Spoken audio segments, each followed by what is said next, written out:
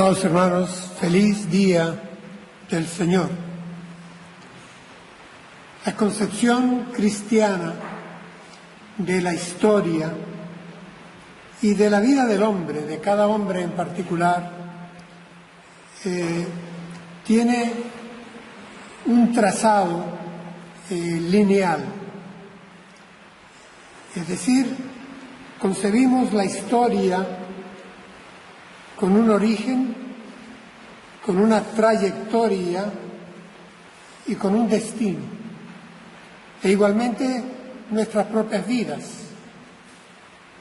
Un origen, una trayectoria y un destino.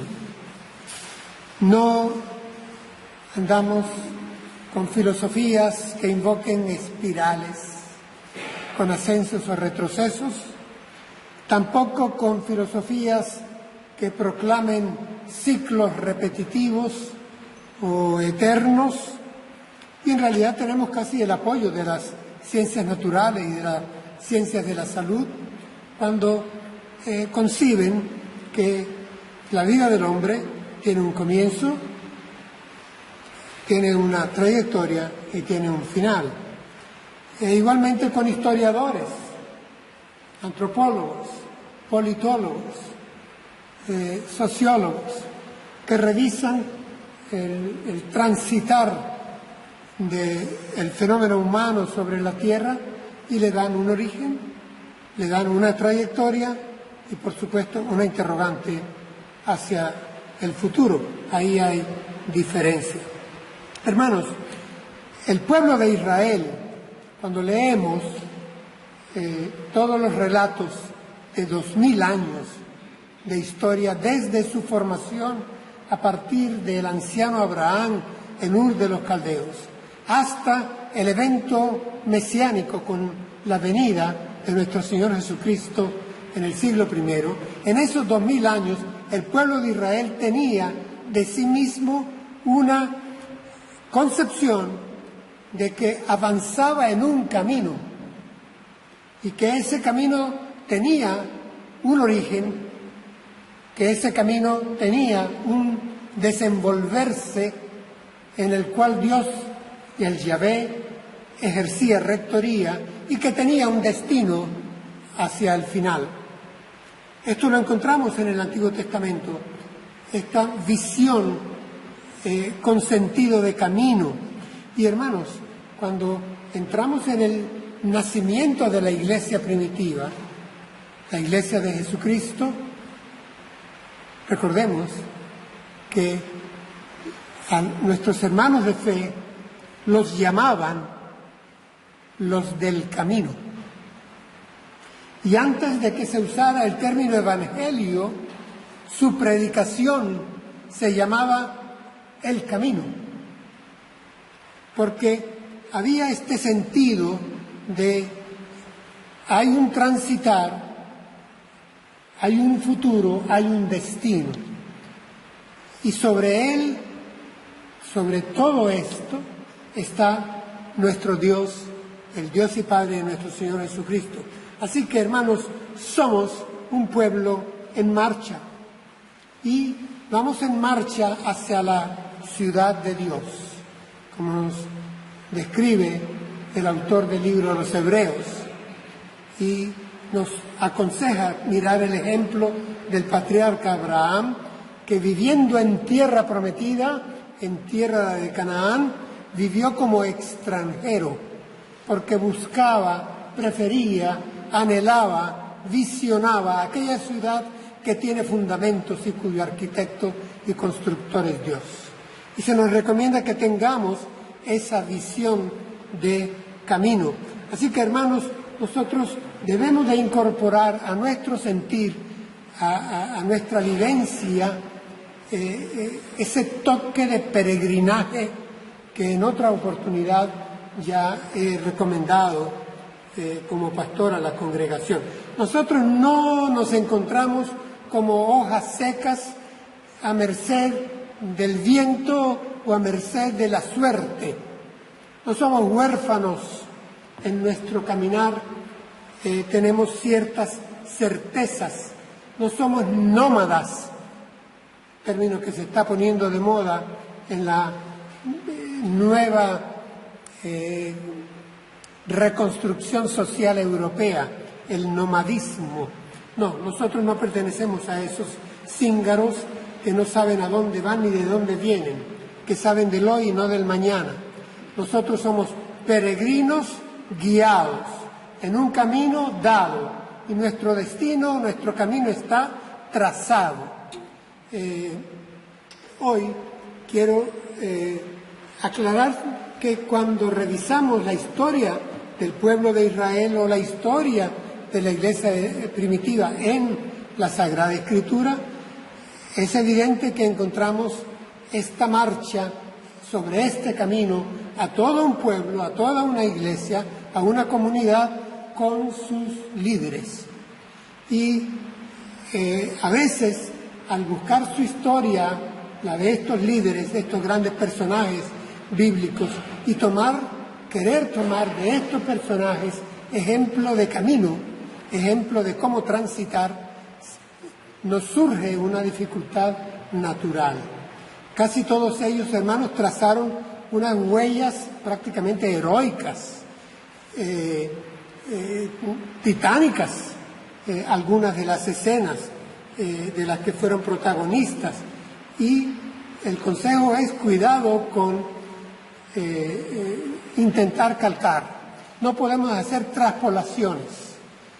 Otras fueron sus circunstancias, sus contextos, sus culturas, sus momentos históricos y los kairos de Dios, el tiempo de Dios para su pueblo en la historia, en su momento.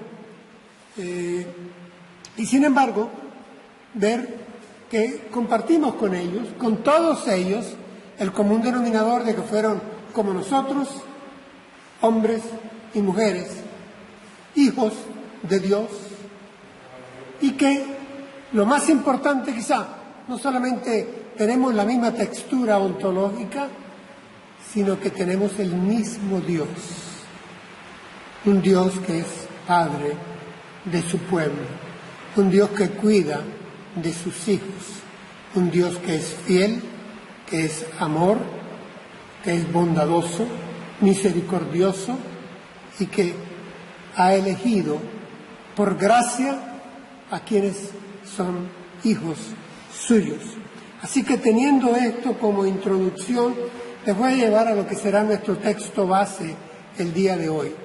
En el libro de Josué, Antiguo Testamento, voy a leer del capítulo 1 solamente 3 versículos que nos servirán de sustrato para la reflexión.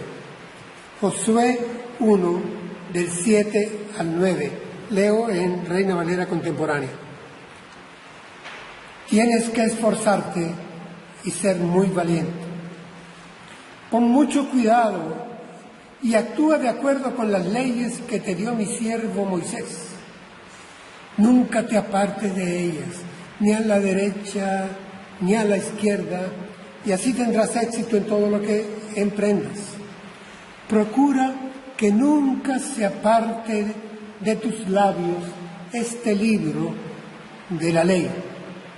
Medita en él de día y de noche, para que actúes de acuerdo con todo lo que está escrito en él. Así harás que prospere tu camino y todo te saldrá bien. Escucha lo que te mando, esfuérzate y sé valiente, no temas, no desmayes, que yo soy el Señor, tu Dios, y estaré contigo por donde quiera que vayas. Amén y amén. El texto es de nosotros conocido. Hermanos, nosotros buscamos en la palabra ciertas como pautas, ciertas luces para saber qué pondremos en nuestro equipaje o qué Dios pone en nuestro equipaje a la hora de tener que tomar decisiones en el camino. Tenemos cada uno de nosotros un camino. Compartimos el trazado general, pero como bien decía don Miguel de Unamuno, cada uno tiene sus cadaunades.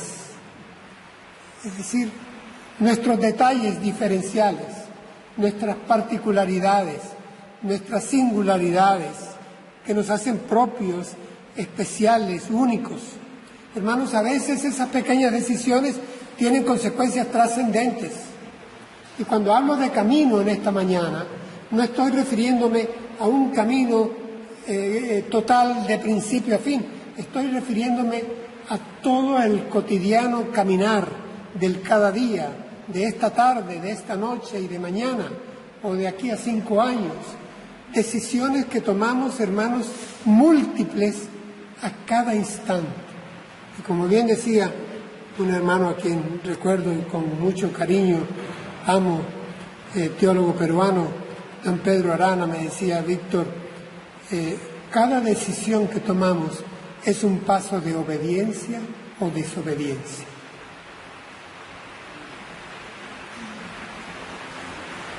Entonces, a esto es que nos referiremos. Hermanos, en el pasaje que tenemos aquí para estudio, encuentro que de parte de Dios para Josué hay 3 elementos que le recomienda o le manda que tenga presente en su equipaje. Y así como lo fue para él, creo que esos 3 elementos sirven para nosotros hoy. Me voy a referir al primero. Es que para el camino Dios nos exhorta, tiene una exhortación para cada uno de nosotros. Exhortación, hermanos, como se utiliza en la Escritura, es dar ánimo un ánimo con autoridad, con fuerza, para que se levante y avance alguien que necesita ser apoyado, ser reforzado. Eso es exhortar.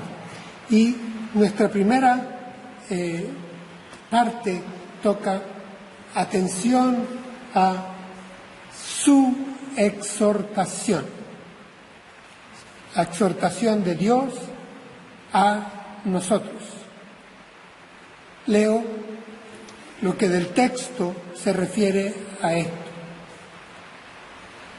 Tienes que esforzarte y ser muy valiente. Y más adelante dice: escucha lo que te mando, esfuérzate y sé valiente, no temas ni desmayes. Aquí está la exhortación. Hermanos, no son simples consejos.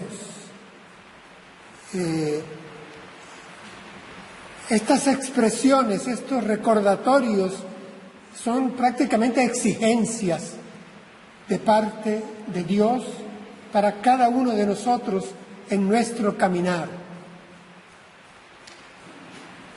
Friedrich Nietzsche decía que el cristianismo es una religión de débiles. Cuán equivocado estabas. Totalmente 180 grados al contrario. Aquí lo que encontramos son de parte de Dios: tienes que, te mando, escucha bien. Tengo exigencias para ti, para cada uno de nosotros. Es una cuestión de que en nuestra actitud incorporemos el esfuerzo extra. Hermanos, es fácil ir al mínimo esfuerzo.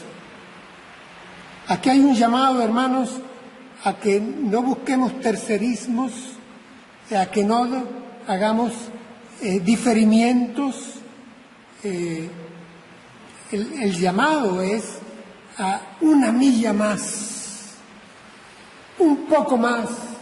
Te sientes cansado, todavía más, ánimo, hay que continuar. El llamado de paso es personal. Ven cómo hay un tuteo de parte de Yahvé para Josué, y así lo hay de parte de nuestro Dios para ti o para mí.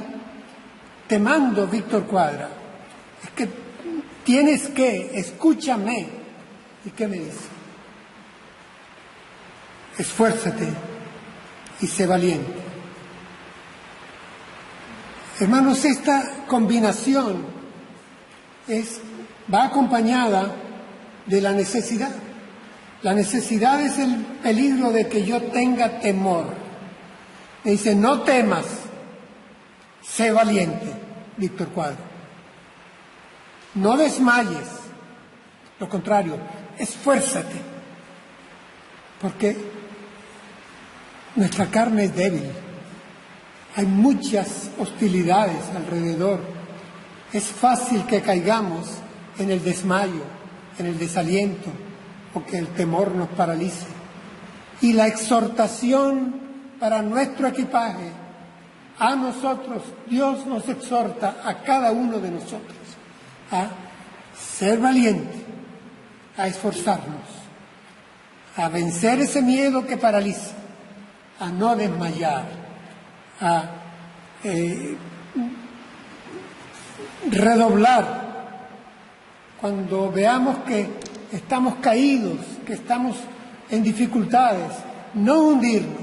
Hermanos, y aquí juega un papel importante la Iglesia, la comunidad de la fe, como una comunidad terapéutica, ayudarnos unos a otros, soportar los unos las cargas de los otros, llorar con los que lloran, alegraos y reír con los que están alegres.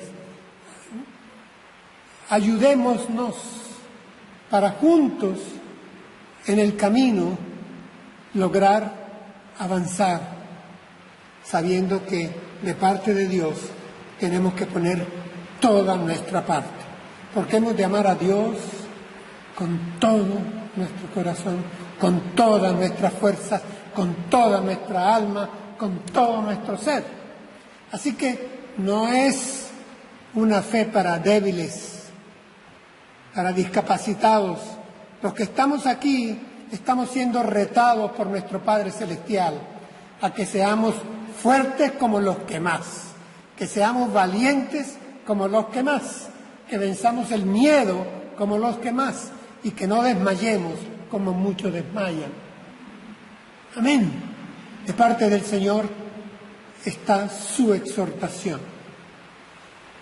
¿Cómo continúa el texto? A la exhortación, el texto nos llama la atención a que tomemos en valor su palabra para nosotros y que esa palabra esté en nosotros. Esa partícula la pongo adrede, en nosotros, porque va a ser recordada en el Nuevo Testamento. Leo el texto. Dice: pon mucho cuidado y actúa de acuerdo con las leyes que te dio mi siervo Moisés. Nunca te apartes de ellas, ni a la derecha ni a la izquierda, así tendrás éxito en todo lo que emprendas. Procura que nunca se aparte de tus labios este libro de la ley. Medita en él de día y de noche, para que actúes de acuerdo con todo lo que está escrito en él. Así harás que prospere tu camino y todo te saldrá bien. Sí, hermanos, aquí hay un énfasis en la ley. La ley, la Torá, es lo que tenía a su disposición Josué. Tenía el Génesis, el Éxodo, Levítico, Número y Deuteronomio. Tenía ese material y ahí encontramos la historia y la voluntad de Dios para su pueblo.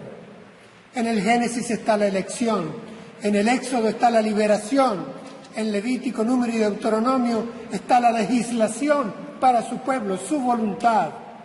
¿Qué es lo que quiere Dios que el pueblo haga? Y todo esto está escrito en su palabra. Nosotros, hermanos, ahora inclusive tenemos una enorme ventaja. Tenemos toda la Escritura, todo el consejo de Dios. Entonces, en esto concerniente a que en nuestro equipaje pongamos su palabra, la palabra de Dios, encuentro que aquí hay 3 niveles. Aquí se menciona, hermano, que meditemos en su palabra. Y se medita en ese libro de día y de noche. Medita. Meditar, hermanos, no es lo que está de moda con esta nueva espiritualidad que anda por ahí campeando en los centros. No es cuestión de ponerse los dedos de la mano en cierta posición, recitar un mantra y poner la mente en blanco. No, es al contrario, totalmente al contrario. Meditar es pensar y no dejar en un vacío para encontrarme con el yo, allá con sus filosofías orientales. Buena suerte. Aquí es medita en la palabra de Dios, piénsala, reflexiónala, estúdiala. Es lo que le está diciendo Dios a Josué y es lo que nos dice a nosotros hoy. En nuestro equipaje, para nuestro caminar, medita, piensa, reflexiona, como bien decía John Stott. Dios se revela a sus hijos cuando leen su palabra de una manera reverente, inteligente y obediente. John Stott.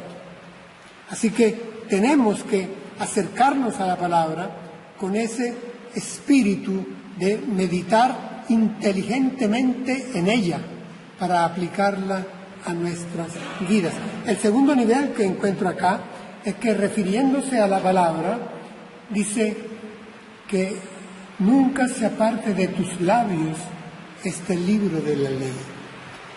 Ya no es solo la meditación, es decir, la reflexión, el pensar.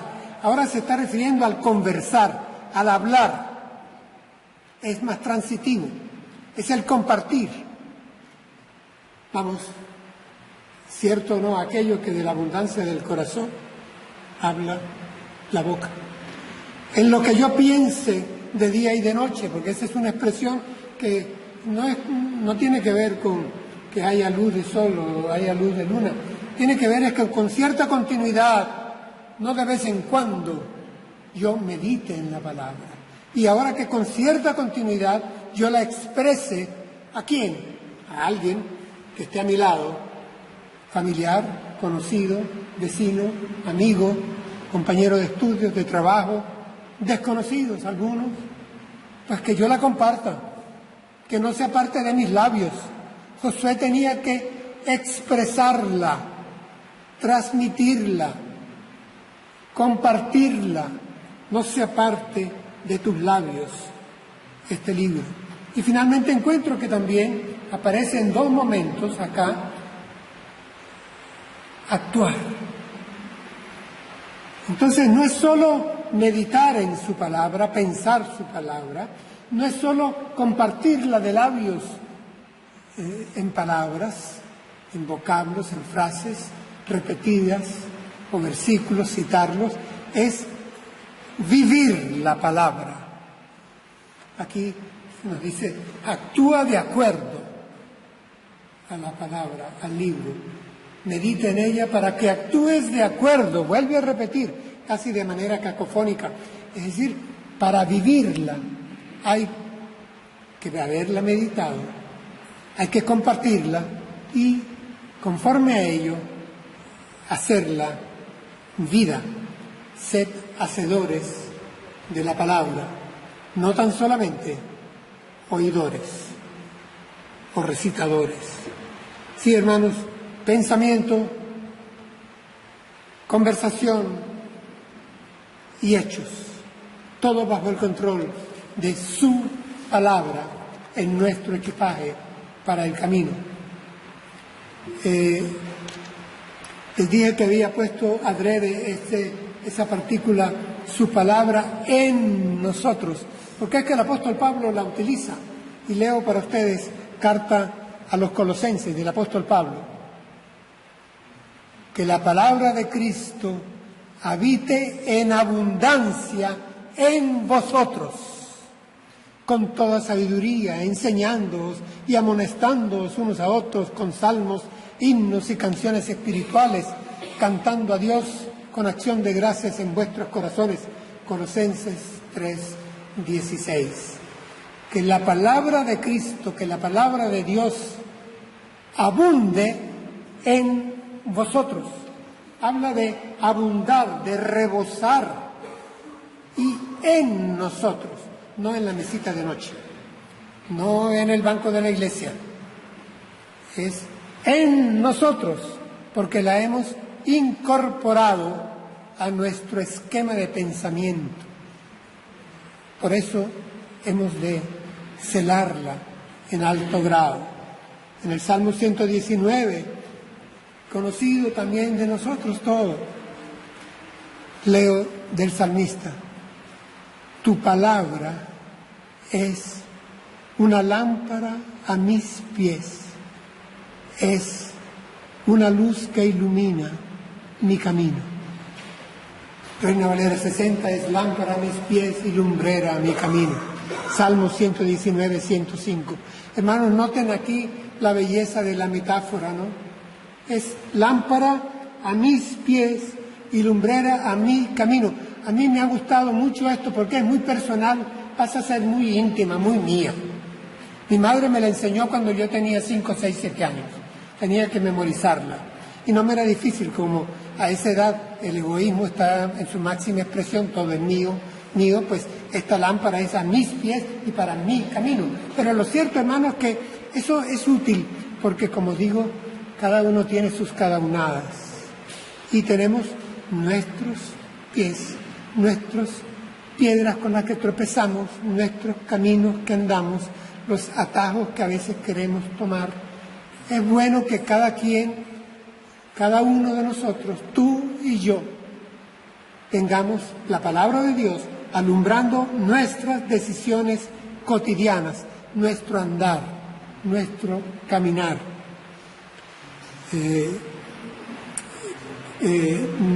Nunca nos habrá de aburrir citar salmos pertinentes a nuestra vida. David escribe en el Salmo 17 algo que sentía que debo como pastor añadir. Leo para ustedes: sustenta mis pasos en tus caminos, para que mis pies no resbalen. Yo te he invocado, por cuanto tú me oirás, oh Dios, inclina a mí tu oído, escucha mi palabra. Aquí casi David le está dando o recordando a Dios la plana. Tú me oyes, tú me escuchas, tú te inclinas ante mí, por tanto yo te he invocado. Sí, hermanos, en nuestro bagaje, junto a la palabra, donde Dios nos habla, nosotros debemos hablar con Dios a través de la oración, invocar a Dios en muchos momentos, los grandes y a veces en los pequeños de nuestro camino, invocar a Dios. Ese era el Salmo 17, versículos 5 y 6. Quisiera así mencionar, insistir en que esta oración debe ser una consulta sincera.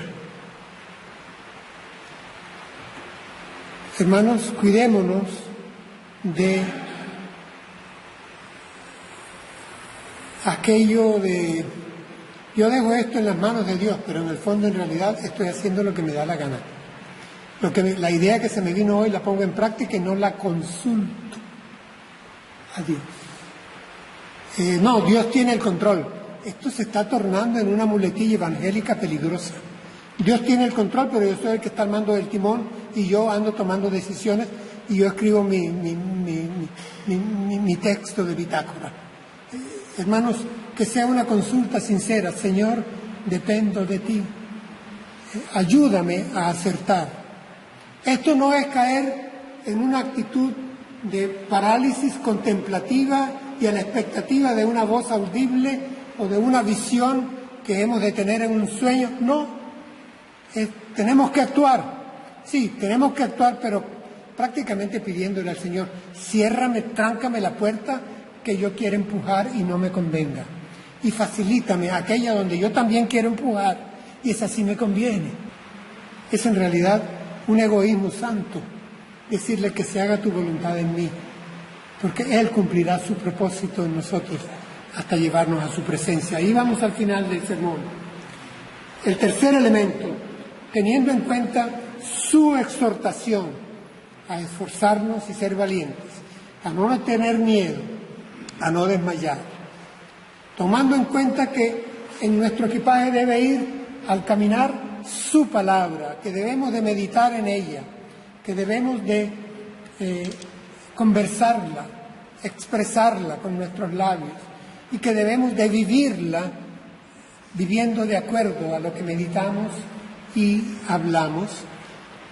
El texto agrega evidentemente un tercer elemento vital y precioso. Es el broche de oro que encuentro en este pasaje. Lo leo para ustedes.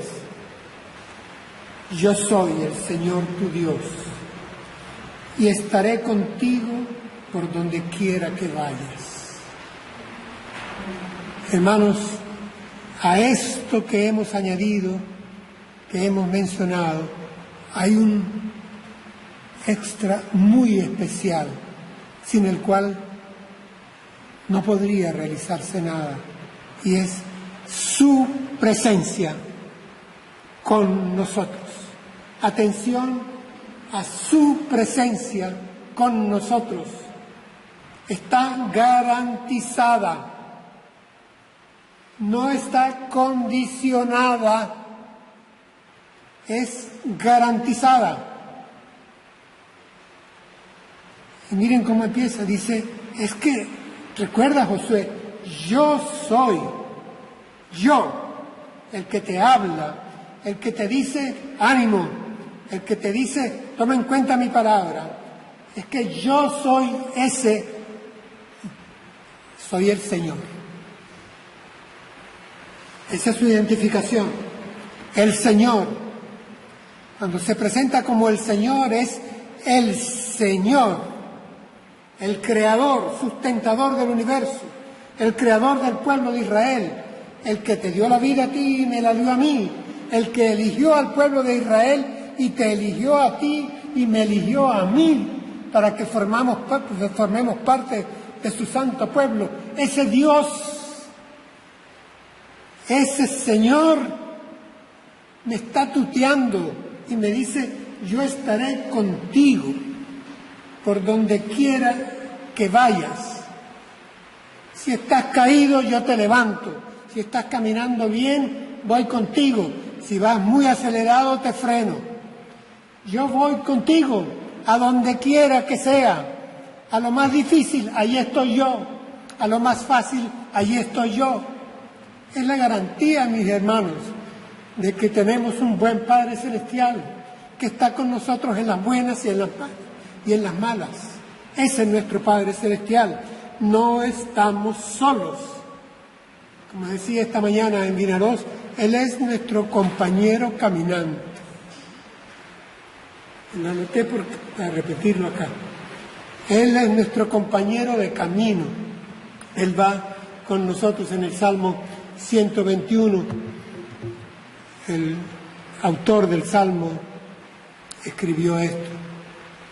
El Señor es tu protector.